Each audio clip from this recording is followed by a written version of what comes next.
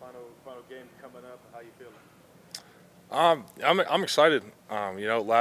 Last game here at in Tiger Stadium against a real good A&M team. It seems like just about every SEC team that we've been playing this year is good.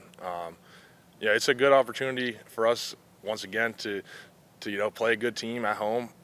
With at this time was really just like a game to extend our season, almost like a playoff game. I'm excited. It's going to be it's going to be fun. Senior day.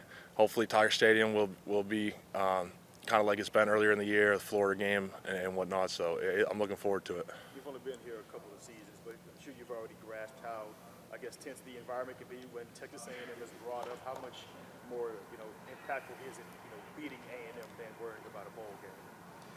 Yeah, absolutely. I mean, I'm focused just right on this week, just like I think we all are. They're a real good team. They present a lot of challenges for us this week. But like you said, it is kind of just like a rivalry game. I remember watching before I was even here, watching the 7-OT game on TV, and you could just see the kind of like I guess hatred you could say between the two teams. I'm looking forward to hopefully writing a positive chapter for LSU this weekend. Well, speaking of positive chapters, one of your fellow offensive linemen, Austin Deculus, gets a chance to write his name in the history books this weekend when he plays. What do you think about him having the chance to set an LSU record for games? That's unbelievable. I'm so happy for him. Especially setting a record like that at a place like LSU, really one of the top programs. That's something that no one's ever going to be able to take away from him. It might be a pretty long-standing record too, considering with the extra COVID years and whatnot. So I'm happy for him. I know he's got to be excited about it. He tries to act like he's not, but I know inside he's got to be. So. Coach O talked about how when he's not playing, his presence is missed in practice. What is the difference between Deculus being there and not being there? Yeah, I mean he brings energy. He's, as you guys probably can tell, he's quite the character. He's always seems like cracking jokes or trying to do something to bring up the energy. So, having a guy like him, not only as a football player, obviously he does so much for us from a football standpoint, but just having a guy like with his character and kind of energy around the team and out on the practice field and on the game field with us, it adds a lot of value for us. And another senior, I know you got to pay attention much to the watch list or the awards, but Damone Clark, he's up on the finalist list for the Buttress Award, best linebacker in the country. What do you think just about what he's done this year? Yeah, he's had an unbelievable season, and I'm so happy for him. I could have seen it coming just because even since when I first got here last year, he was always one of the hardest workers, clearly. He's got all the talent in the world, but it's not just that for him.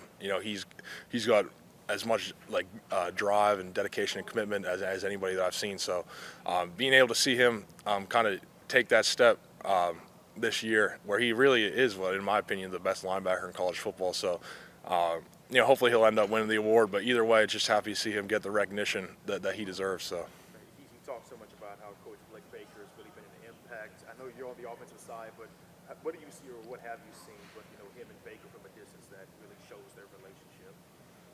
Yeah, I mean, Coach Baker, I don't know him too well. I talked to him a little bit, but it's pretty clear that he's just a guy that he gets along so well with the linebackers and just the defensive guys in general. So, he definitely has a knack for being able to connect with players and kind of communicate like his techniques and his coaching points to them in a way that it really kind of resonates with people. So, he's done a great job with everybody in the linebacker room. As you were watching that 7 overtime game a few years ago, did you imagine yourself being in that moment playing that? Yeah, I mean, it's crazy. It really has come full circle. Kind of being down here now.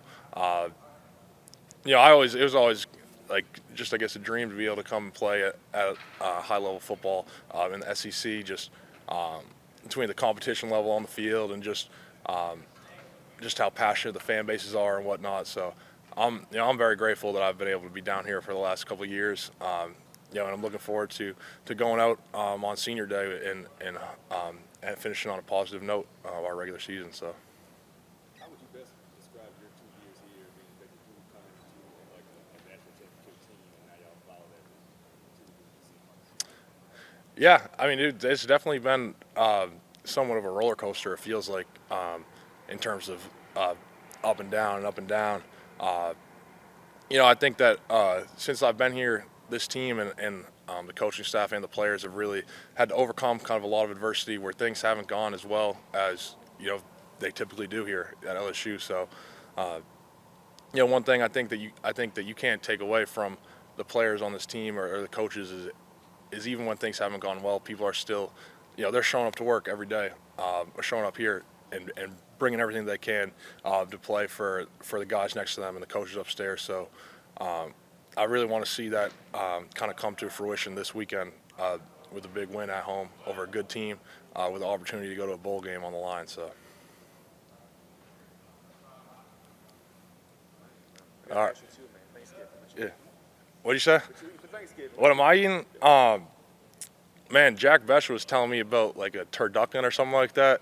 I never even heard of it, but I think I think I'm gonna be going over to his place and having some of that. So I'm looking forward to kind of getting, not the typical Thanksgiving that I'm used to, but kind of what's more traditional down here. So. Thank you.